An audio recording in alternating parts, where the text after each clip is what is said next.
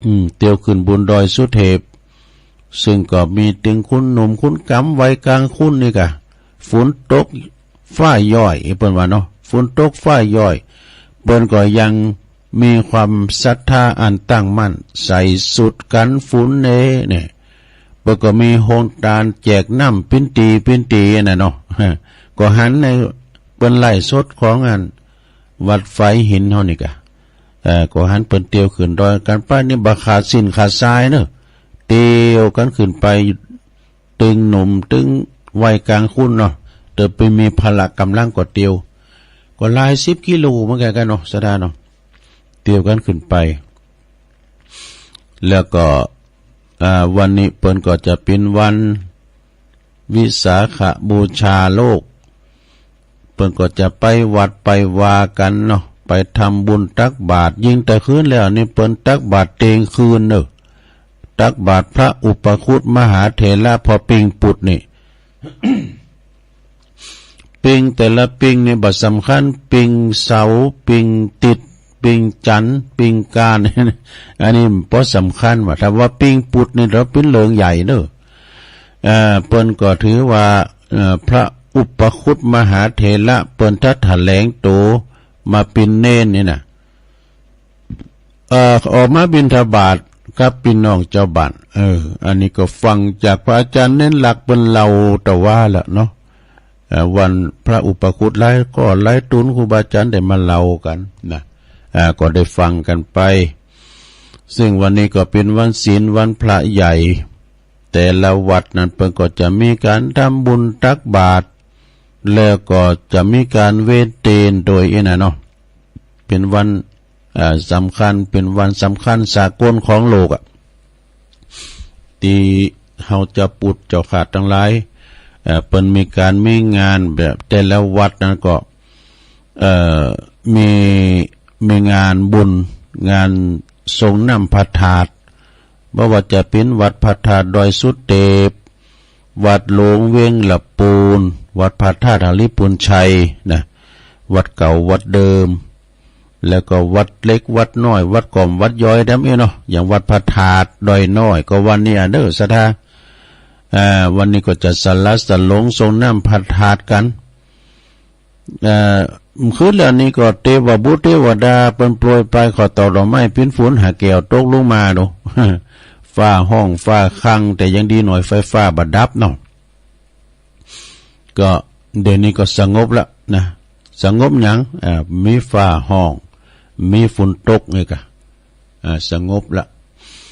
เมื่อสงบแล้วก็สักบึดนี่ก็จะมีคุณขึ้นมาจังหวัดไปวัดไปวากันนะไปสาเข้าไปตักบาตรหยาดปกกันหนึ่งในวันสำคัญเนาะ ฉะนั้นวันนี้ตุลุงก็ได้มาออกรายการก็คงจะออกก่อนเวลาสักน้อยเนาะเพราะว่าวันนี้ก็ตอนเจ้าที่วัดพระธาตุดอยน้อยนี่ก็พระสงฆ์ทั้งนั้นที่ได้อาราธนาจำนวนอยู่25รูปนะที่เพิ่นจะมาตักบาตรแล้วก็ทักษิณามารับทักษิณาทานกินข้าวง่ายแล้วเวลา9 โมงก็แถม22รูปมาเป็นตุนเมตตาครูบาอาจารย์จะได้สวดเจริญพระพุทธมนต์สืบชะตาแถมอีกนะมี2ท่าเลิ่นตอนเจ้ากับตอน9 โมงเนาะ อันเดียวก็ประกาศข่าวสารงานบุญตอนนี้ไปนะจิตสำนึกนะก็จะน้อมนำเอาคติธรรมมานำเสนอศรัทธาได้ฟังเนอศรัทธาเนอของพุทธิธรรมคนเดิม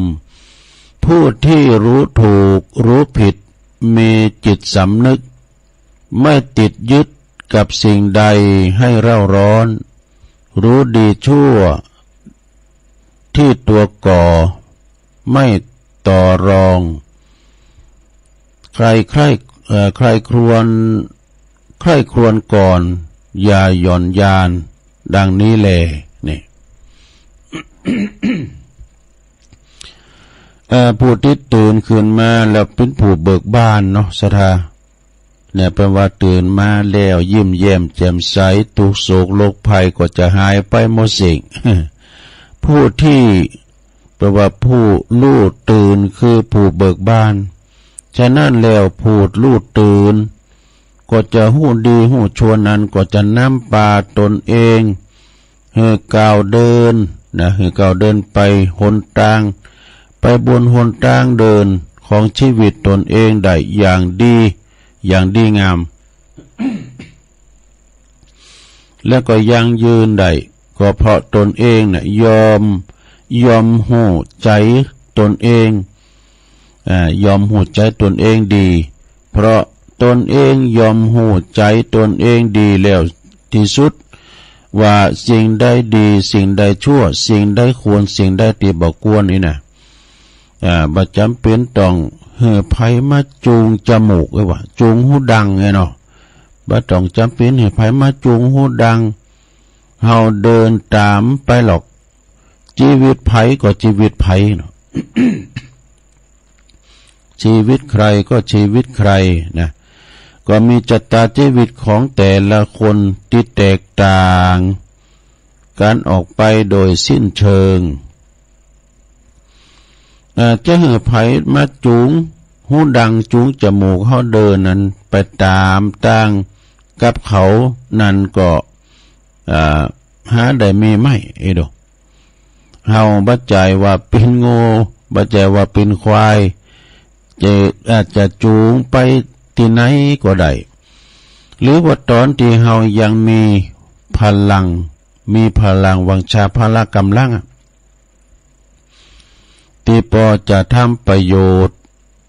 กับเขาได้สมมติว่ามีพละกำลังมีแข็งแรงอยู่จะทำประโยชน์ให้เขาได้ก็ประคบประงมประคบประงมเฮาหน้าดูเลยเนอะแต่ว่าเมื่อว่าเฮาหมดเนาะ เมื่อว่าเฮาหมดกำลังแหงบ่มีบ่มีแหงหมดประโยชน์มีประโยชน์เมื่อใดล่ะเปิ้นก็จะถีบโหสูงเฮาคำกล่าวนี่ก็ว่าแปลว่าดังคำกล่าวที่ว่าเสร็จงานข่าโคถึกเสร็จซึกคุณพลถ้าไผมีความคิดอย่างนี้นั่นแล้วชีวิตในภายภาคหน้าก็จะบ่มีไผได้เจอถือเลยวะดังคำโบราณที่ท่านได้กล่าวไว้ว่าทำสิ่งใดนั้นก็ย่อมได้รับสิ่งนั้นเด้อทำสิ่งใดย่อมได้รับสิ่งนั้นตอบแทนคืนเสมอเมื่อหูดังนี้แล้วในปัจจุบันเฮาคิดว่าเฮาประกอบคิดอันใดประกอบคิดอันใดที่เป็นประโยชน์แก่ตัวเฮาแล้วก็ต่อผู้อื่นพองหรือว่าเกิดว่าชีวิตไผก็ชีวิตไผชีวิตใครก็ชีวิตใครเฮาเอาชีวิตของเฮาคือมันรอดก่อนตัวไผเนาะแปลว่าตัวใครก็ตัวมันอย่างนั้นหรือดูแต่ว่าเอาไผตัวมันอย่างนั้นตัวไผตัวมันถ้าว่าเขาเกิดอย่างนี้แล้วนี่อนาคตอนาคตภายภาคหน้าชีวิตของเฮาจะบ่เหลือไผเลยจะบ่เหลือไผเลยต้องอยู่อย่างโดดเดี่ยวดายนี่หรือว่าเฮาต้องการที่จะเป็นอย่างนั้นตนเองแหละที่จะเป็นผู้ที่ให้คำตอบกับชีวิตของตนเองได้ดีที่สุดบ่มีไผที่จะสามารถที่จะมาทำแทนเฮาได้หรอกดอกอยู่ที่ตัวเฮาอยากจะให้ชีวิตเฮาเป็นอย่างใดเมื่อว่าเฮาหูหนทางแล้วเฮาก็จงกำหนดชีวิตของตนเองเฮานี่ก็บ่ต้องให้ไผมาจูงจมูกจูงหูดังซะดาขอเพียงเฮาหู้ตัวเสมอว่าเฮากำลังทำมันยังอยู่แค่นั้นเองชีวิตของเฮาก็เปรียบเหมือนที่จะก้าวเดินไปอย่างไม่ผิดพลาดอย่างแน่นอนจบลงไปซะแล้วเพื่อมีคำกลอนต่อใต้ทำหน่อยหนึ่งว่า หากรู้ดีมียับยั้งพอหวังได้เรื่องมากมายในชีวิตให้เรียนรู้ความผิดพลาดสามารถถือว่าเป็นครูจงเลือกอยู่กับชีวิตถูกจริตตนนี่แปลว่าพิษเป็นคู่ซะนะพิษนี่เป็นคู่เฮาทำอย่างพิษนี่เป็นคู่เฮาหรออยู่ให้สมกับเกิดเป็นคนในชาตินี้ชีวิตนี้มีปัญหาต้องข้ามพ้นรู้ผิดพลาดรู้ผิดชอบอย่าสลับขั้วรู้ตัวตนไม่สับสนในหนทางที่ก้าวเดินเนี่ยอันนี้เป็นคำก่อนซะนะยาวมันก็ได้เอาให้ตะอีกกันเนาะอันนี้เอาให้ตะอีกก่อนพุทธิธรรมคนเดิมนะเปิ้นได้เติมเข้ามาเอาอันทิศที่11กันเนอสดาญาติโยมทั้งหลาย ก็จะมีบทต่างๆที่ตุลุงได้กะได้เกียมไว้ทำกันบ้านมาเล็กน้อยเนาะทำกันบ้านมา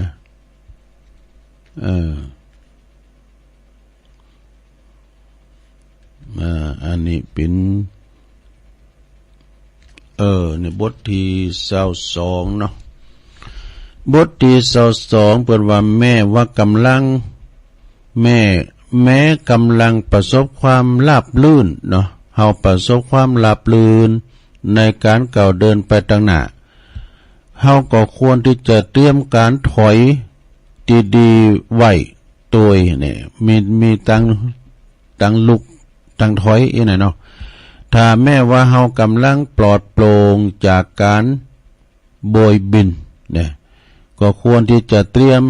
ตีล่อนลงอย่างปลอดภัยไว้ด้วยนี่ก็คือมีทางนี้ที่ไหลนะเนาะ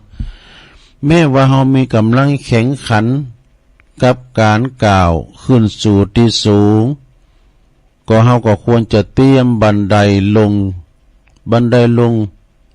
ตีมันคงไว้ตัวนี่ แล้วก็แม้ว่าเฮากำลังเริ่มต้นได้อย่างประสบผลสำเร็จเฮาก็ควรเตรียมการจบอย่างสวยงามไว้ด้วยนี่แม้ว่ากำลังหอมล้อมโดยไว้โดยผู้หู้ใจนะหู้จักมาคุณบริวารแห่นแวดล้อมเฮาก็ควรเตรียมจิตสำหรับอยู่โดยอย่างโดดเดี่ยวไว้ตัวนี่คุณเฮานี่จะมาหอมล้อมเฮาตลอดเวลามันก็บ่มีเนาะ แล้วก็ผู้มีปัญญาบ่ว่าจะทำอันยังก็ควรจะปิดทางถอยของตนเองนะมีความสามารถขจัดการในช่วงเวลาเจริญเนี่ยบอกว่ามีความสามารถจัดการในช่วงที่เจริญก็จงฝึกฝนความสามารถในการกุมบังเหียนเวลาเสื่อมถอยด้วยเนี่ยมันมีถึง2อย่างมีเจริญเจริญเนี่ยหรือว่ามีความเสื่อมเนี่ยมันมาด้วยกันอย่างโลกธรรมทั้ง8มันบัดเสมอกันนี่นะชีวิตเจริญไปถึงไหนก็บ่พ้นความเกิดแก่เจ็บตายแน่แต่กันเนาะบ่พ้นความแก่เจ็บตายเพิ่นว่าจงสร้างบุญกุศลรักษาศีลศึกษาธรรมประพฤติธรรมไว้โดยถึงคราวสังขารเฮาสังขารร่างกายเฮาเสื่อมก็จะได้มีที่พึงตั้งใจอีนะถึงคราวตายก็จะได้นำบุญกุศลเนี่ยติดตัวไปสู่โลกหน้าตัวเนี่ยจบลงไปบทที่26นะ22นะสถาก็เป็นอันแต่ละบทเอาแถมบทหนึ่งนี่ เอาแถมบทหนึ่งบทที่23เปิ้นว่า ยิ่งใหญ่เพิ่นว่ายิ่งใหญ่ย่อมล้มดังเนี่ยยิ่งสูงเนี่ยเพิ่นว่า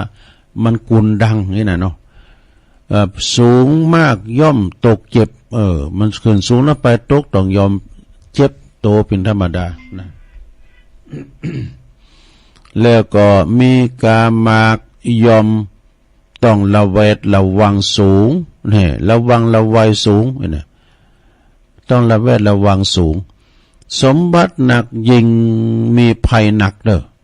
สมบัติหนักก็ยิ่งมีภัยหนักแต่กะสมบัติมากยิ่งมีภัยมากสมบัติในโลกมนุษย์นี่ยอมมาจากกับปัญหาเด้อมาพร้อมกับปัญหา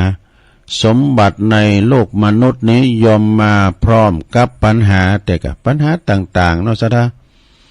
เฮาลองพอเนาะเจอที่ไหนน่ะที่เป็นอันตีเจริญนี่น่ะมันมาคัดแย่งกันพ่องที่ไหนที่มันเจริญนี่น่ะท่านผู้มีปัญญาจุงหันโทษในมนุษย์สมบัติ ในมนุษย์สมบัติเท่านี้นะจึงบ่หลงไหลเพลิดเพลินลืมตัวไปกับมนุษย์สมบัตินี่สมบัติในโลกนิยมบัดเตียงแต่แน่นอนเนาะจะใจได้ก็ตอนตียังบดตายจากโลกนี้ไปเท่านั้นเนี่ยบางทีเฮาก็ยังบางทีเฮาก็ยังตายบัดตายสมบัตินั้นก็จากเข้าไปก่อนตายก็มีนะสมบัติทั้งหลายก็จากเข้าไปก่อนที่เขาจะตายบางทียังบ่ถึงเวลาจากแต่ก็มีคุณมาแย่งไปแต่กันเนาะมีคุณมาแย่งไปแย่งสมบัติเข้าไปบัณฑิตจึงบ่หลงไหลต่อสมบัติในเมืองมนุษย์เนอะ ก็เพียงอาศัยใจเพื่อสร้างบารมีนะสร้างบารมีเพียงอาศัยใจเพื่อการสร้างความดีหือติ้มหลอบเพียงอาศัยใจเพื่อเป็นปัจจัยแก่โลกุตตรธรรมเพียงอาศัยใจเพื่อสืบสานพระพุทธศาสนาให้ยั่งยืนต่อไปนะบัณฑิตเพียงอาศัยบัจจัยหยุดมั่นถือมั่นอย่างมัวเมาบทที่23ก็จบลงไปศรัทธาญาติโยมทั้งหลายจะเอาเต็มสักบทเนาะก็เดี๋ยวก็จะผักเสียงว่าเนี่ยพอแข่เน็ตเนอะศรัทธาเนอะเสียงอบมองเป็นลูกใหม่เนี่ยความจริงก็ลูกเก่าแล้วนะลูกเจ้าละเสียว่ามันจะย่อยฝุ่นจะเป็นวัดเป็นอ่านจ้ะ กอยฟังไปเด้อกอยฟังไปเดี๋ยวชั่วโมงที่2ตุลงจะเตธรรมเรื่องขันตินะมรดกธรรมขันติคือความอดทน เปิ้นว่าพืชพันธุ์ไม้แม่ใหญ่โตแต่ฐานนำไปปลูกในกระถาง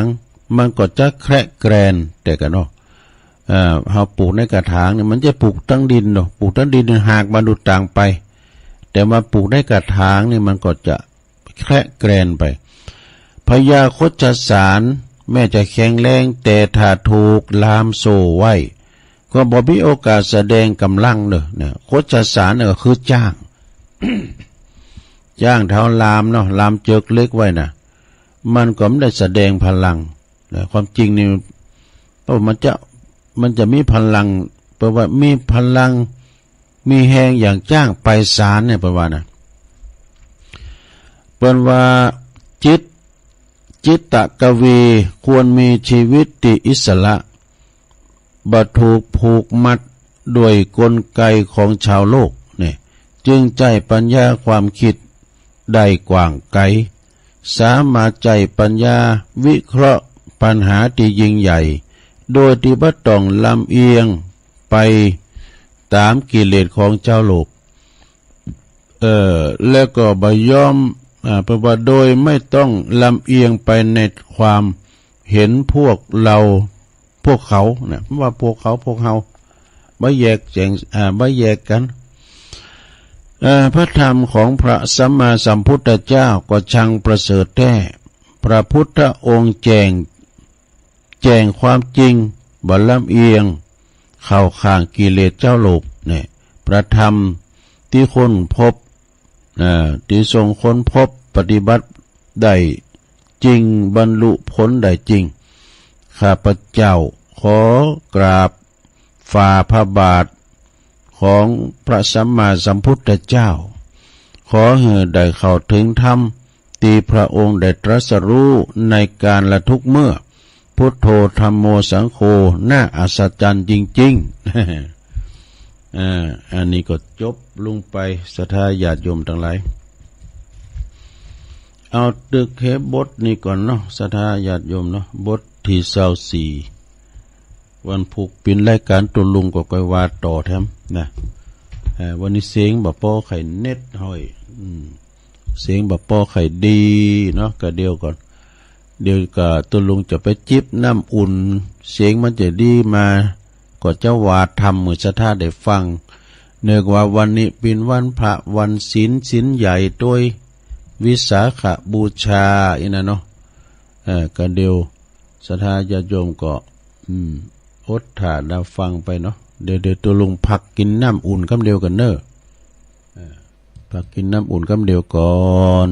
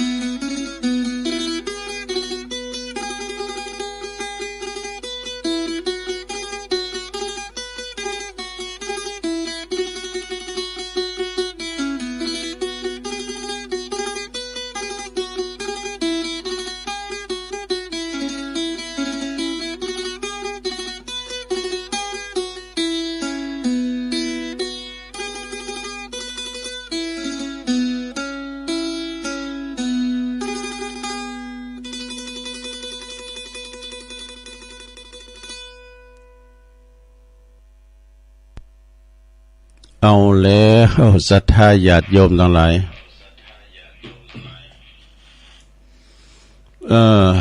ตัวลุงก็จิบน้ำอุ่นไปกินน้ำอุ่นล่องคอไป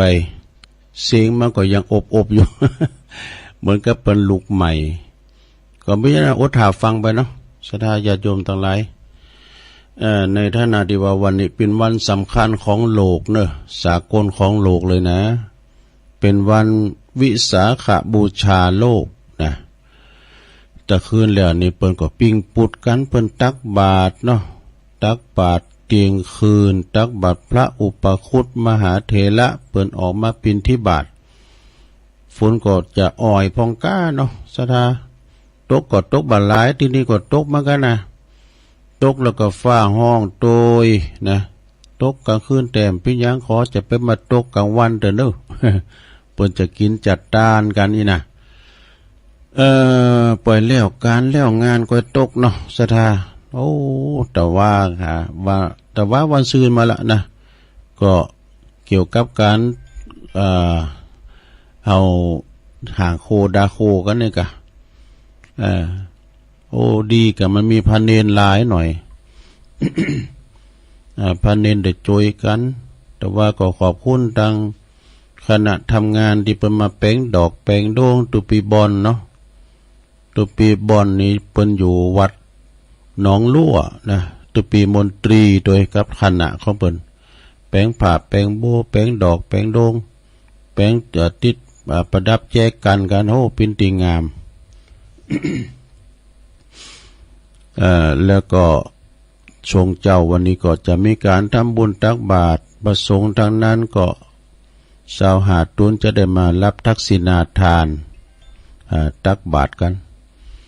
เอาแล้วศรัทธาญาติโยมเนาะหลายวัดเลยว่าเปิ้นมีการมีงานวันนี้เปิ้นก็จะมากันเจ้าตัวลุงก็จะได้ออกก่อนรายการเจ้าสักน้อยอาจารย์พระครูเปิ้นก็บอกว่าตัวลุงพุ่นนั้นถึง7 โมงพุ่นนะความจริงในเวลามันวางก่อนพิญญาตุลุงก็จะเอาเทปธรรมะใส่ต้วยไปพองนะศรัทธาก็เป็นเทปธรรมะศรัทธาได้ฟังความจริงนี่เปิ้นก็มาวัดกันหลายที่เปิ้นมาวัดลูกเฮาก็ฟังอยู่ตั้งวัดตั้งบ้านตั้งจองเนาะศรัทธาเนาะอันนี้มาว่าทำก้ามมันกินอกกินใจหน่อยเนาะศรัทธาเนาะธรรมะวันนี้1ศัตรูที่น่าสะพรึงกลัวที่สุดก็คือในชีวิตของเราก็คือตัวของเราเอง อันนี้เคยว่าเนาะศัตรูนี่ตัวของเราเองใจเนี่ยนะศรัทธาใจเป็นนายกายเป็นเบาเวลาเราจะไปไหนนะไปเป็นโจรไปอยู่อันเนี้ยเป็นขาดถาดของจิตใจใจก็ไปทางใดกายก็ไปทางนั้นเพราะมันเป็นปีกับน้องข้อที่2นะศรัทธาญาติโยมความล้มเหลวที่ยิ่งใหญ่ที่สุดในชีวิตเราก็คือความอวดดีนี่ถือดีอวดดี อดลักเลยเนาะไปไหนก็อดลักจะไปเอาลักไปก่อนเนี่ยมีคุมเปิ้นเอาไว้ในฟักคุณลักเปิ้นเอาไว้ในใจเนี่ยเปิ้นว่านะ 3ความกระทำอาการกระทำที่โง่เขลาที่สุดในชีวิตเราก็คือการหลอกลวงนี่ความหลอกลวงนี่นะศรัทธาข้อที่4สิ่งที่แสนสาหัสที่สุดในชีวิตเราก็คือความอิจฉาริษยาของเปิ้นนะอิจฉาริษยาของคนอื่นมีความอิจฉาแล้วก็จะมีความพยาบาทปองร้ายเปิ้นตัวอันนี้นะข้อที่5แล้วความผิดพลาดมหันต์ความผิดพลาดอันมหันต์ที่สุดในชีวิตเราก็คือการยอมพ่ายแพ้ตัวเองไปการตัวเก่าเนาะไปมีชีวิตหดหู่ท้อถอยท้อแท้นี่นะข้อที่6สิ่งที่เป็นอกุศลที่สุดในชีวิตเราก็คือการหลอกตัวเองเนี่ยการจุหลอกตัวเองปีหยังเนี่ยเจ็บอีกปีหยังไปหงยูหงยาเองข้อที่7 สิ่งที่น่าอัศจรรย์สิ่งที่น่าสังเวชที่สุดในชีวิตของเราก็คือความถดถอยของตัวเองมันถดถอยของตัวเองข้อที่8สิ่งที่น่าสิ่งที่น่าสรรเสริญที่สุดในชีวิตเราก็คือความอุตสาหะวิริยะนะความเป็นเนี่ยความอดทนนี่แหละนะข้อที่9ความล่มละลายที่สุดในชีวิตเฮานั้นก็คือความสิ้นหวังเนี่ยการหมดหวังให้แล้ว หมดหวังหมดกำลังใจร่างกายก็ท้อแท้บ่สู้ละ ต่อไปเป็นข้อที่10เนาะสมบัติที่มีค่าที่สุดในชีวิตเราก็คือสุขภาพสมบูรณ์แข็งแรงอันนี้แน่นอนนะกับสุขภาพดีนี่เฮาเที่ยวไปไหนก็ได้ลูกสุขภาพสมบูรณ์แข็งแรงนี่นะเที่ยวไปไหนก็ได้ไปหันไปนี่เปิ้นกินไปเปิ้นตานที่ไหนก็ได้ไปสุขภาพนี่ดีนะเลิศเปิ้นถูโหยกันเด้อซะดาเปิ้นเที่ยวได้เที่ยวเปิ้นไปได้ไปขึ้นโหยลอยดอยลุงดอยอีน่ะได้หมดเพราะว่าแข้งขาเฮาดีอยู่ข้อที่11นี่ที่ยิ่งใหญ่ที่สุดในชีวิตเฮาก็คือหนี้บุญคุณนี่ เป็นหนี้บุญคุณของพ่อแม่กับพ่อแม่เลี้ยงใหญ่มาแล้วเฮาต้องใจหนี้บุญคุณค่าน้ำนมนี่น่ะเนาะข้อที่12ของขวัญที่ยิ่งใหญ่ที่สุดในชีวิตเราก็คือการให้อภัยและความเมตตากรุณาอันนี้แน่นอนเนาะจะได้เมตตากรุณานี่นะ13ข้ออันบกพร่องที่ยิ่งใหญ่หลงที่สุดในชีวิตเฮาก็คือการมองโลกในแง่ร้ายไร้เหตุผลข้อที่13นะข้อที่14สุดท้ายลงเด้อสิ่งที่ทำให้เฮาอิ่มอกอิ่มใจปราบปลื้มปิติยินดีปีติคือความอิ่มใจที่สุดในชีวิตของเขาก็คือการให้ทานแต่ก็การให้ทานเอาได้ทานแล้วนะโอ้มันปราบปลื้มปิติยินดีเกิดมาก็ดีอกดีใจละเป็นการเดียวว่าอิ่มอกอิ่มใจก็คือการให้ทานอันนี้โอวาทของหลวงพ่อปัญญานันทภิกขุเด้อเดี๋ยวมาเล่าสู่จู้กันฟังเด้อศรัทธาญาติโยมทั้งหลายก็จบลงไปนะ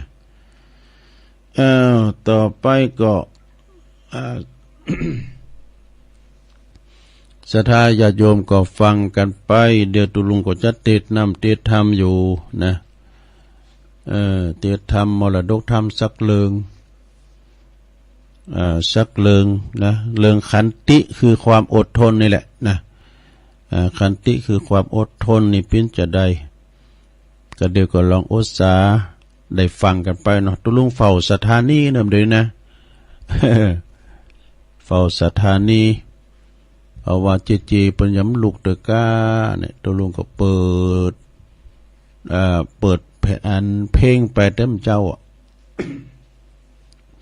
รอเข้ารายการมาก็เสียงก็บ่พอคดีสักต่อใดเนาะ ปินวัดปินไอผ่องก็สุมาอภัยเนาะ ต่อไป ฟังน้ำฟังธรรมกันเนอะตัวจุยกันเนอะลงเนอะเดี๋ยวก็มาว่ากันต่อทำกรรมเนาะฟังเตศขันติกันเนอะนะโมตัสสะภะคะวะโตอะระหะโตสัมมาสัมพุทธัสสะขันติเหตสุขาวะหาสะขะโมคาคามังมะคังวาลุลละโหโหติขันติโกติสัทธโวดุลาสปุริสะทั้งหลายทั้งหญิงใจน้อยใหญ่ผู้มักไฟเจยบานใดหือตานเขาน้ำวัตถุพร่ำปัจจัย สินดวงใส58ใดโคดแขวดรักษาปาการมามวลหมู่อันนั่งอยู่ฟังธรรมจงดาจามฟังที่เอาเป็นที่สอนใจเราจะไขบอกเล่าดังพระพุทธเจ้าหากเทศนาว่าขันติหิตาสุขาวาหาสุขาโมคาคามังดังนี้เป็นต้นนะที่สืบสนด้วยไปบัดนี้แด่เตอสัทธาอันว่าสัพพัญโยปาพุทธเจ้าตนเป็นเก้าแก่มุนีคุณนามีบ่อนน้อยอันใดกล่าวถอยเทศนาสอนสัทธามวลหมู่ตวนกู้ยิ่งใจว่าผู้ใดไม่ใครพรากพ้นจากทุกข์ยากเครื่องขี้หือมีกันติตั้งมันอดเยื่อนกันกูทาขันตินี่นาเลิศแล้วปากาศแก้วภัยมานได้เจยบานคำเจ้าบ่อโศกเศร้าการใดกันว่ากาไกลลาพรากตายเสียจากเมืองคนย่อมเอาตนไปเกิดในห้องฟ้าเลิศกาเสมสีกันว่ามีขันตินั้นโสดมักคิ้วโคดโกธาบ่ปิดจาลานาสันติกึศสอดที่ลายแสงจักกินแห่งเมื่อซอยได้ตามก้อยเครื่องขี้บาปกรรมเมหลายหลากทางติดตนหากเตรียมเงาน้ำป่าเอาเฮาตกทอดลงสู่โลดอบายเสวยตุกหลายไม่เอาบ่ปาเฮือใดทาโลนตาหน้าต่างหลายมวลหมู่จุงพลัมลู่ตามดำดังองค์คำต้นโยดโยดได้ผายโพธิเทศนาเป็นคาถาบาตอยว่าขันติหิตาสุขาวาหาคาสาคาโมคามังมาขังเวลอวาลุลลาโหโหติขันติโกดังนี้ใครกล่าวจี้เป็นไตว่าผู้กาละผู้หนึ่งผู้ใดนั้นเล่าอดไม่เอาโกธาลูกปิดจารันเก้าเหตุเธอแจ้งเจตหันใสว่าเหตุอันใดนั้นโสดปาคิ้วโคดเครื่องขีแม่นโกตาไม่เกิดไกลก็อดใดยาวไปเป็นปัจจัยพาเสดปาเกิดเจยบาน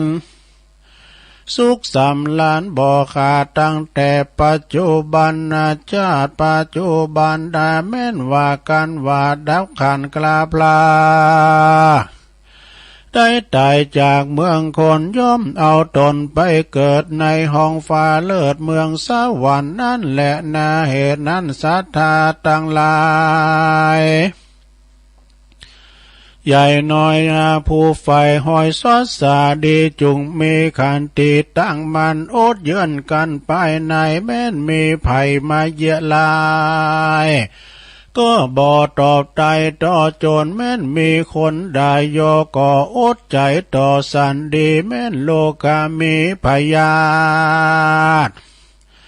มาต้องปาดกายาก็บ่เววาไว้วันอดไว้มันขันติมีการมีมากน้อยอดไฟหอยโทตำบ่วางตำลาทอดแต่เก้ารอดปริโยสานกำโบราณว่าวายอดนะว่าอดใดเป็นดีดังนี้แหละนาก็มีด้วยปาการดังกล่าวมานี่แหละนาเนติตังขิยาสังวันนาวิเศษจาห้องเหตุธรรมขันติความอดทน ก็บางกรมโสมเรสเด็จแล้วเต่านี้ก่อนแลสาธุสาธุสาธุเอาแล้ว ทำกล่อมเนาะศรัทธาญาติโยมปินทำกล่อมก็จบลงไปขันติคือความอดทนอดกัน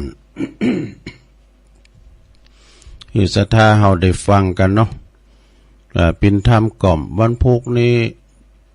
เป็นวันของตุลุงวันพัดศุกร์เสาร์ก็จะได้เสาะสรรหาค้นคว้านำเอาย้ำมาอู่มาจากับศรัทธาญาติโยมกันต่อไปนะให้ศรัทธาเฮาตั้งบันตั้งจองได้ยินได้ฟังกันต่อไปเพราะว่าวันนี้นี่ก็จะต้องได้รับงานหลายอย่างตอนรับครูบาอาจารย์แถมอีกหลายอย่างหลายอันก็สำหรับที่ผ่านมานะก็ได้ไปลงงานเนาะลงงานของครูบาอาจารย์บ่ว่าจะเป็นงานบุญต่างๆอย่างว่าวันนั้นก็ปูนไปช่วยงานที่วัดหลังถ้ำนี่ก็อยู่แม่ค้านหลังถ้ำก็อำเภอดอยหล่อเขาเนี่ยการขามน้ำโคไปเนาะโคแม่ค้านไปก็จะเป็นอำเภอสันปัตตองละ วัดหลังถ้ำเปิ้นแปลงอันโบสถโอ้โวยนักแก่เด้อท่านพระอธิการนลินโลจโนนี่นะตังศรัทธากรุงเทพมาเป็นร้อยพุ่นนะ เปิ้นมายกจอฝ่าจอเอกของโบสถโอ้คนหนักคนหลายจากหันมาก็มาที่วัดพรหมมงคลตาหล่อวัดพรหมมงคลตาหล่อนี่เพิ่นก็ตอดผ้าป่าเปิดสมทบทุนในการสร้างวิหารของวัดโดยได้รับความเมตตาจากพระเดชพระคุณพระภาวนา วชิระปาการเนาะครูบาบารมี เจ้าอาวาสวัดผาซ่อนแก้วเปิดมาเป็นประธานด้วยก็คุณนักคุณหลายเนาะซะถ้าโชนั้นมันก็ฮ้อนหน่อยเนาะแต่ว่าเปิ้นกาดเปิ้นมีไก่ จูปลำกาดจูกาดนั่นน่ะโอ้คุณก็ลงหลายตั้งศรัทธาต่างบ้านต่างจ้องก็มาโฮงตานก็นักก็หลายไปอยู่หันสันเพลแล้วเนาะสันเพลแล้วก็มุ่งตรงกันไปปุ่นกะไปวัดพระธาตุม่อนจอมพอไปแสดงมุทิตาจิตครับหลวงปู่ครูบาดอยพระครูปฏิภาณธรรมทินก็ไปเป็นขบวนสุดท้ายกันแล้วกันเนาะไปสุดท้ายก็ดูตางอู่ดูตางจ้าดูตางจอดรถเพราะว่าเปิ้นปิกกันไปหมดละเปิ้นพอเก็บโต๊ะเก็บเต้นกันพอละนะไปสนทนาธรรมกับหลวงปู่ครูบาดอยกันนะสมควรเวลาก็ปิกมาตกแต่วันนี่ก็มานี่ก็เปิ้นมีการทำบุญตอดผ้าป่าเหมือนกันตอดผ้าป่าในงานที่เปิ้นสร้างบารมีไหวสาบารมีเปิ้นมีงานไหวคู่กันเนาะไหวคู่งานประเพณียกคันคู่ประเพณีลดน้ำดำโหอย่างเงี้ยนะปอเจ้าตั้งหลายเป็นผ้าป่าปอเจ้าที่เปิ้นได้ตอดผ้าป่าด้วยที่วัดสังขยอมนี่ก็ไก่เนี่ยนะวัดสันขยอมก็ไก่เนี่ยบ้านห้วยทังก็คุณก็นักก็หลายเนี่ยพุทโธปอเจ้าเพิ่นก็มันหนักปอเจ้าตั้งหลายเจ้าปอเจ้าแม่ตั้งหลายเพิ่นก็มากันหลายนะเพราะว่ามันมีหลายตีตัวลุงมี5ตีก็กาวันนั้นนะเพิ่นก็มากันหลายตีนั่นก็ได้ไปช่วยกันช่วยงานไปแล้วเนาะสถาตุลุงจะได้ประกาศข่าวสารงานบุญเนาะสถาประกาศข่าวสารงานบุญ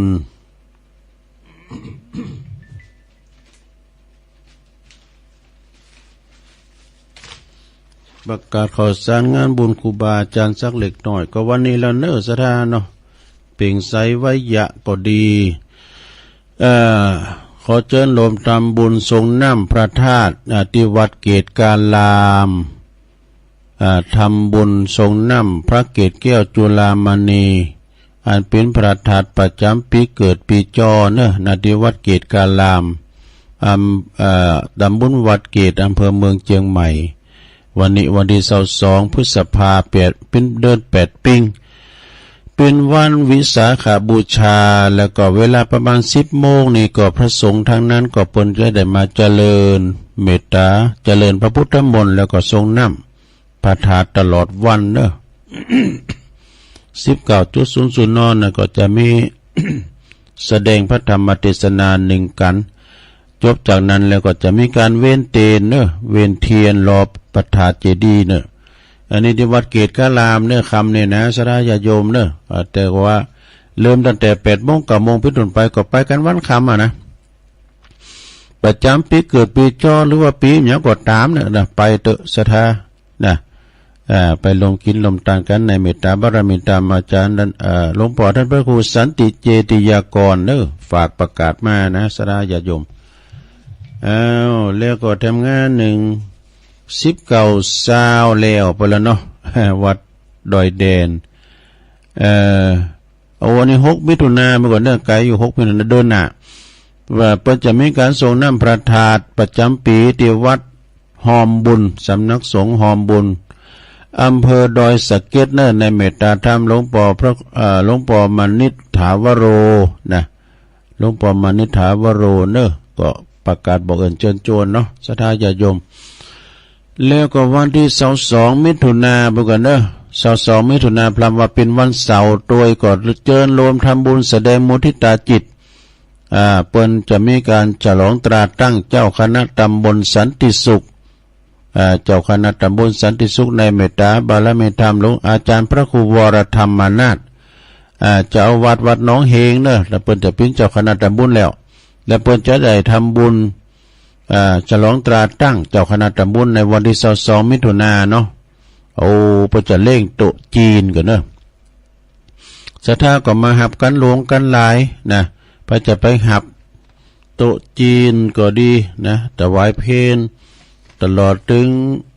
โชเฟอร์คุณขับรถตลอดถึงท่านนายกเขาก็ดีปกำนันเขาก็ดีนะเป็นการพิเศษก็เจิญกันได้ไปหับกันได้เนอะตีท่านพระครูวรธรรมนาถ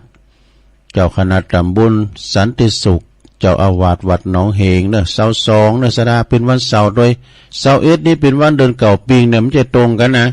อันนี้เป็น8 วันนึงนะบัดตรงกันประเพณีที่ไหนอ่ะนะตรงไปเลยวันที่22ตุลงก็ไปแล้วก็ต่อไปนะก็งานต่อไปอันนี้ก็ที่วัดสันไขยอสุมาวัดสองแควเนี่ยวัดสองแควตำบลสองแควอำเภอดอยหล่อเฮานี่เพิ่นจะมีงานส่งน้ำพระพุทธศิลาประจำปีพระพุทธศิลานี่เป็นพระพุทธรูปเจ้าเก่าแก่เนอะประจำวัดแต่คู่บ้านคู่วัดคู่วาของวัดสองแควนะสำคัญแต่แล้วก็เพิ่นจะส่งน้ำอนุสาวรีย์ของครูบาตุ้ยธรรมเสโนประจำปี2567เนอะที่วัดสองแควตำบลสองแควพร้อมกันนั้นเพิ่นจะมีการจะร้องประเรียนธรรม6 ประโยคด้วยเนอะก็ไปลมแสดงมุทิตาจิตอย่างด้วยไปสละสลงโซนน้ำนะที่วัดสองแควในระหว่างวันที่29นี้จะร้องพัดยศจะร้อง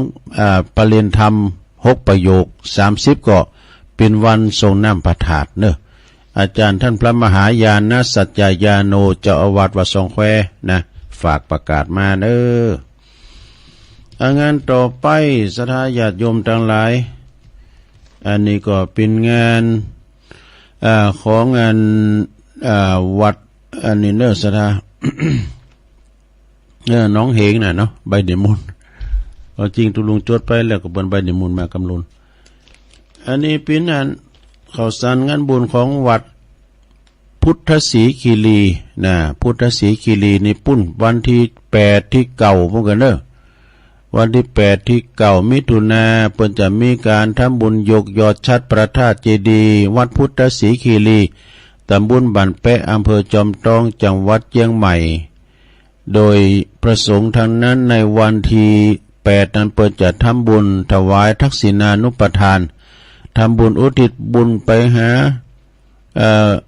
ครูบาอาจารย์ญาติพี่น้องหรือว่าคุณคือเปิ้นเคยให้เคยหอมไหมเนาะวันที่8นั้นเป็นวันทำบุญทักษิณาวันที่9นั้นก็เวลา9 โมงเป็นต้นไปเปิ้นก็จะมีการยกยอดชัดกันนะก็อันนี้บางตุนบางองค์เปิ้นก็จะไปรับไปนอนหลายก็หลายตุนที่เปิ้นหันความสำคัญในการสร้างเปิ้นว่า10 ปีปลายแล้วก็หาเนาะเปิ้นแปลงมานี่เนาะโอ้ใหญ่สูงพระธาตุเจดีย์นี่นะพุทธศรีคีรีในเมตตาบารมีธรรมอาจารย์พระอาจารย์วรรณชัยชยานันโทซึ่งก็เปิ้นได้กึดได้สร้างหางแปลงมาเป็นเวลาหึงเมื่อนานแล้วก็วันที่เก่าแล้วยกยอดชัดแล้วเนอะก็ไปกินไปทานกันพี่น้องสายบุญทั้งหลายขนาดครูบาดอยเพิ่นก็จะมานะสถาครูบาดอยครูบาแดงเขาเนี่ยเพิ่นก็จะมานอนนะแต่ใครจะไปหับโปรดเมตตาหับปิ้นยอดสังก็ดีไปเปิดห้องตาลก็ดีก็แจ้งความจำนงหมายไปเนอะที่วัดพุทธศรีคีรีในวันที่8ที่เก่านะแล้วก็วันที่10ก็ไปลืมเนอะงานบวงสรวงพ่อบ้านทรงน้ำพัฒนาที่วัดดงนิมิตรนำดิบน้อย ในเมตตาบารมีธรรมท่านเจ้าอธิการพิเชษสิริพัทโทตุปิเศษเท่านี้เป็นเจ้าคณะตำบลนำดิบเจ้าอาวาสวัดดงนิมิตรเนาะเพิ่นจะมีงานเนอะวันที่10 มิถุนายนในงานเพิ่นก็มีมหรสพสมโภชเนาะมีซอของคณะพันนีแม่แตงด้วยอีน่ะเนาะพันนีแม่แตงเพิ่นจะมาซอวันคำวันนั้นก็ไปซอที่วัดบันเวงตู้คุณเฒ่าโหมห่อที่อยู่มันก็ดีมันโหมดีได้คุณในกุ้มวะห่อคุณหลวงคุณหลายแต่แล้วก็วัดดงนิมิตรก็เพิ่นจะมีแข่งกองโลงด้วยเนอะตุปีเอ็มเป็นโหมกองเนาะปลงโอนเขาวัฒนาเขานี่นะเพิ่นจะมีแข่งกองหลวงกลางวันโดยแล้วก็มีย้อนยุคอีกกันเนาะก็ไปสลัดสลงทรงน้ำพระธาตุกันเนอะที่วัดดงนิมิตรนำดิบน้อยวันที่10 มิถุนายนเนาะพระจะไปเปิดปีนโฮงตาลก็ดีนะแจ้งความประสงค์จำนงหมายกันได้แล้วก็แถมรายงานเนาะสถามีแถมรายงานอันนี้เพิ่นขอฝากประกาศมาเนาะปอเจ้าอันนี้เพิ่นจะมีวันปุ้นใส่ขันดอกไม้4 ถึง 7 มิถุนายนที่วัดอินทขินเนอะที่นาว่าการอำเภอป่าสร้างเนี่ยท่านพระอาจารย์ปลัดพระปลัดพานุวัฒน์นะเขมานันโทตุปิเก่งเป็นฝากประกาศมานะ4 ถึง 7 มิถุนายนเนอะวัดอินทขินนะเพิ่นก็จะมีงานส่งเป็นงานใส่ขันดอกปูจาเสาอินทขินประจำปีที่วัดอินทขินนะแล้วก็ทำงานหนึ่งนี่สถาญาติโยมก็ที่วัดปากล่องนี่มันก็18 19เนาะมิถุนายนเด้อ18 19 มิถุนายนที่วัดปากล่องของท่านรองทรงศักดิ์เขานะท่านพระครูติลกิจจาธิคุณดังปลงอินคำชมพูพลอยก็นะเป็นเราพลังเงียบ วัดจานเขามาขนายกน้ำดิบหลงก็มีงานทรงน้ำเดินเก่าตาตุ่มก็ติดตรงกันนะแล้วก็13 14ก็ก็ลืมไปละเตียนวัดดอนจืนตัวดอนจืนตัวหลายตีหลายตั้งกันเนาะแล้วก็ที่วัดอันเนียมเนาะวัดอัน ห้วยปันจ้อยอารุณวิทยาวาสก็ในวันที่21เนอะ21ของเดือนมิถุนาเปิ้นจะมีงานส่งน้ำพระธาตุประจำปีพร้อมกับพระธาตุศรีจอมทองวัดพระธาตุศรีจอมทองด้วยก็ไปรวมทำบุญกินต้านกันมีปุณธรรมนาที่วัดพุทธนิมิตรเนี่ยของหลวงปู่ท่านพระครูอินทยานรังสีนะเปิดจะมีวันเนี้ยนะเดิน8ปิ้งเนี่ยที่ปรึกษาเจ้าคณะอำเภอจอมทองเนาะพระครูอินทยานรังสีวัดพุทธนิมิตรก็เจิญเนอะไปอยู่ละแวกไก่เคียงตันใดก็ไปนะไปสาระสาหลงส่งน้ำกันไปเปิดห้องตันไปซ่าเข่าจังหันไปรวมทำบุญเนาะธนุบำรุงพระพุทธศาสนาเฮาที่วัดศพเตี้ยตัวยของวัดแม่บุญปันเขาด้วยนะวัดศพเตี้ยตัวยนะหนึ่งว่าวันนี้เป็นวันสำคัญของโลกด้วยนะสากลของโลกเนาะเป็นวันวิสาขบูชาโลกแล้วก็ทำหลายวัดพระบาทย่างหวีดด้วยก็หาเนาะจะว่านี่ได้ยินพระอาจารย์นี่หลักก็ประกาศไปหลายวัดแม้แม่เนี่ยแม่ปอกแม่เธออย่างบนบางลีบก็ที่ไหนไก่ก็ไปที่หันเนื้อสถานที่ไหนก็วัดนั่นนะไหนก็วัดหนึ่งวันสำคัญปลาลูกปลาลานไปปลาลูกปลาลานไปฝนตกมาก็จุ่มเย็นแล้วนะลงเนาะมันก็ป้อห่อนแล้วก็เย็นมาละคืนก็ไม่ได้เป่าพัดลมแล้วเนาะฝนก็ตกสิตกแท้ก็บรรลายนี่มีกาแมงเมามันบุญเข้ามาได้อย่างใดพูน่ะตัวรุ่นได้เปิดไฟน้อยเนี่ยนี่เด้นะเปิดไฟแจงก็ไม่ได้มันบุญเข้ามาตอนใดก็ขนาดห้องกระจกได้นี่แมงเมาหน่อยนี่มันมาบุญตอนใดก็มุ่งโลดมั้งนี่ ในห้องเปิดก็จะเปิดก็นะก็ปิดกระจกหมดอ่ะก็แปลกเหมือนกันไก่ที่ไหนก็ไปตีหันกันเนาะศรัทธาญาติโยมต่างหลายข่าวสารงานบุญตุลุงก็มีอยู่หลายอยู่นะวันผูกแถมนะวันผูกนี่ก็จะได้สรรหามามาจ้าแถมวันนี้ก็จะได้ออกก่อนรายการนะเพราะว่ากำเดียวตุลุงก็จะต้องไปเปิดไปไขไปปัดไปกวาดในศาลาโพโตปีกแมงเมานิ่มวามันน่ะว่าเพิ่งก็กวาดในกูสแลบแง่ๆในแม่บ้านเขามาช่วยกันกวาดพัฒนากันนะแล้วมันลุมมาโหมเดี๋ยวนี้ได้เหมือนเก่านะมันมาเขยผ่าน้อยไขโยม มันใบใหม่ใบตอกว่าเฮาจะมีงานกันวันนี้เนาะการกวาดพระเวทลุมบนแบบหุ่นตั้งก็มีการเค็ดใหม่แล้วมันลุมวันนั้นนะกะมันคืออันนี้ก่อนตกแรงว่าเนี่ยก่อนตกก็ไม่ลุมไม่หน่อยเนี่ยนะกำก่อนนู่นแรงโหคำสล้อมแล้วยินเสียงเคืองตะลุมตึงดูมันจะมีลำวงตะลุมตีนด้อยนะไปมี ดักแซฟปุ่นตกรู้มาก็ได้ยินก็เสียงอึ่งห้องเลย ดักวิทย์เนอะมันนี่สระมันซักซิดนะต่างวัดประทานโดยน้อยเนี่ยแต่มีการงานเมื่อใดนี่หลวงพ่อว่าชุดที่เพิ่มจะสู้ทุลุง แล้วมีงานแต่ละเตือนปีแล้วนี่ก็ลินพอเด็กก็รู้มีมวยกันนะปีแล้วเนี่ยปีนี้มีก็ย้อนยุก เลยไม่ได้ลินจะกรรมดักเซฟไพ่อย่ามาแอวเนาะ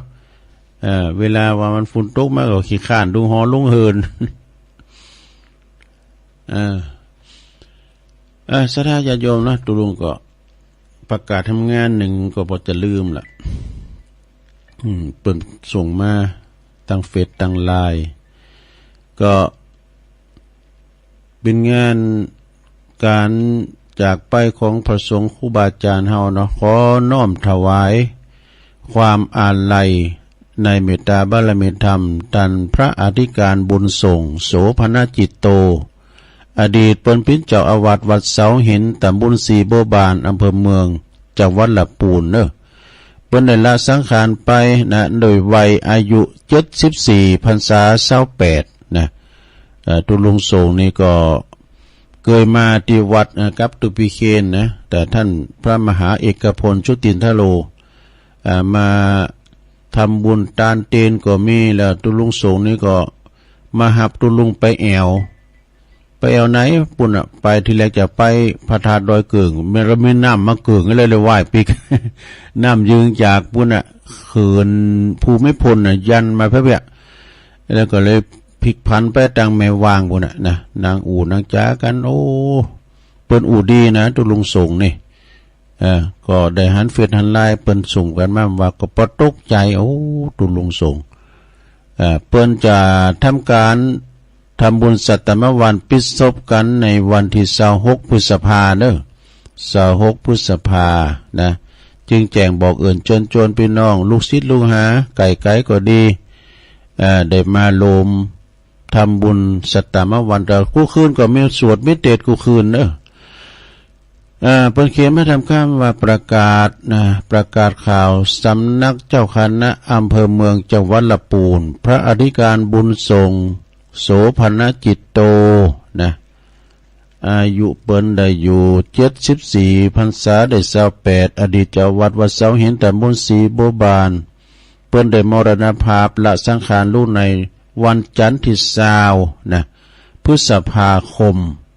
ณวัดเสาหินก็จะมีพิธีนี่ส่งน้ำศพไปแต่ว่าละเนอะส่งน้ำศพไปแต่ว่าละนะแล้วก็แต่ละคืนนะปรากฏจะมีการทำบุญฟังเทศน์ฟังธรรมฟังสวดพระพิธรรมกันกูคือน่ะเนอะศรัทธาเนอะพระอยู่ละแวกไก่เคียงหรือว่าลูกศิษย์ลูกหาในต้นตัวของตุลุงส่งก็ไปเนอะศรัทธา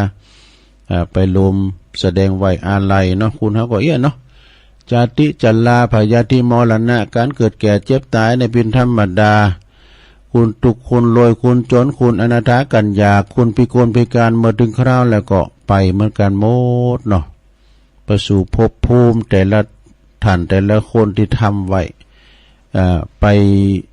จากกันไปจากกันตอนเป็นย่อมเห็นน้ำใจจากกันตอนตายย่อมเห็นน้ำตาเนี่ยเป็นว่านะขอแสดงความอาลัยขอแสดงความเสียใจ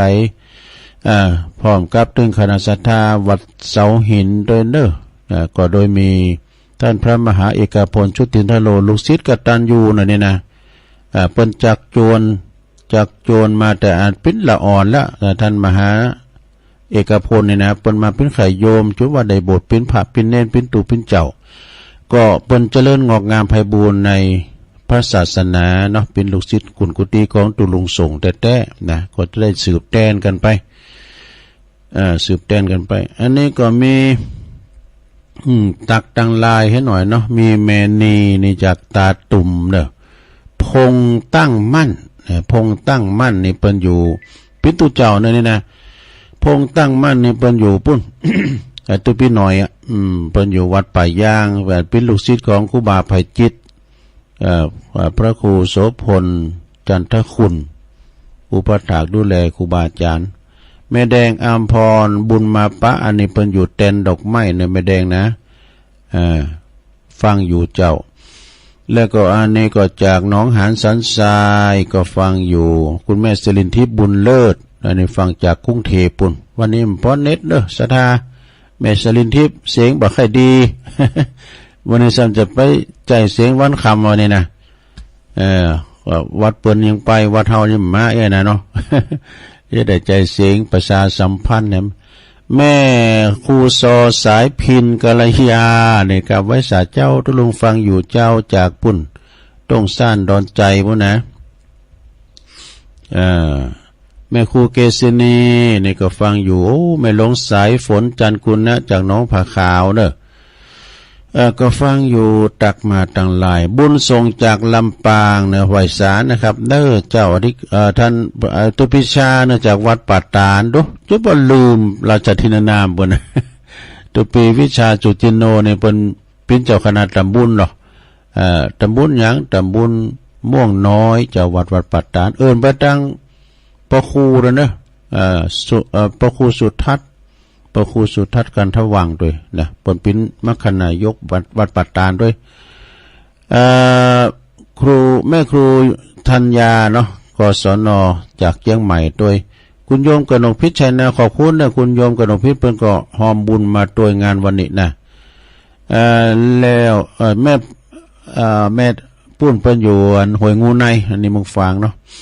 ยงยุทธมณีวันนมัสการครับผมฟังจากบ่อเหี้ยวลำปางอันนี้ลำปางบุกเนอ อันนี้ก็เป็นการตักมาการตั้งลายก็จบลงไปสดาญาติโยมทั้งหลายก็บับเปิดสายยันเตือนเนาะเพราะว่าวันนี้เดี๋ยวตุลุงก็จะได้ออกรายการนะไปเปิดศาลาเด็กปฏิบัติปัดกวาดปีกแมงเมากำสังกายนะสัก5 โมงนี่ก็เจ้าของเครื่องเสียงก็จะมาสถานก็จะขึ้นมาเนาะวันพุธนี้ก็เอาติ้มตี วันพุธนี้ก็เป็นรายการตุลุงโดยตรงนะตุลุงก็กระเดียวตุลุงจะเอาเทียบใส่เนาะเทียบอันนี้เทปวันเสาร์ของตุลุงเองนะเพราะว่ากระเดียววันปุ่นเปิดไปถึง5 โมง 6 โมงบนนะซะนะอาจารย์พระครูว่าถ้าว่าตุลุงแบบว่างก็เอาเทปอย่างใส่เนอะอันนี้เป็นเทปวันเสาร์ก็ที่ว่าศรัทธาเปิ่มได้ไปวัดไปว่าก็จะจู้อันเนี่ยเนอะศรัทธาเนาะที่เปิ้นไปวัดไปวามลูกก็กระเดียวจะมีกิจกรรมวันเสาร์ยกวัดมาบ้านแล้วก็จะอู้ถึงเรื่องงานในเทปนี้จะมีถึงเลยงานวันวิสาขบูชาด้วยนะอันนี้2-3 ปีตีแล้วล่ะ เอาใส่แล้วต้องโทรมาเนอะอันนี้เป็นเทปเก่าเนาะคือศรัทธาได้ฟังกันเอาละศรัทธาญาติโยมทั้งหลายก็ขอตัวกันเนาะขอตัวว่าก็เดียวก็จะไปจะไปทำนาทีตังนอก่อนไปช่วยพระเนนเขาขอความสุขได้เจริญในธรรมปฏิบัติปัดกวาดปัดปูจงมีแก่บรรดาท่านผู้ฟังปฏิบัติปัดกวาดปูกันต่อไปเนาะศรัทธาเจริญปอนกันเด้อกระเดือดเอาเทียบใส่เทียบตุลุงเนี่ยนะปีนี้กิจกรรมวันเสาร์ยกวัดมาบ้านเหมือนกันเปิดไปถึงปุ่นเนอ7 โมงปุ่นเนอเจริญปอนกันเนออายุวันโนสุขังปลา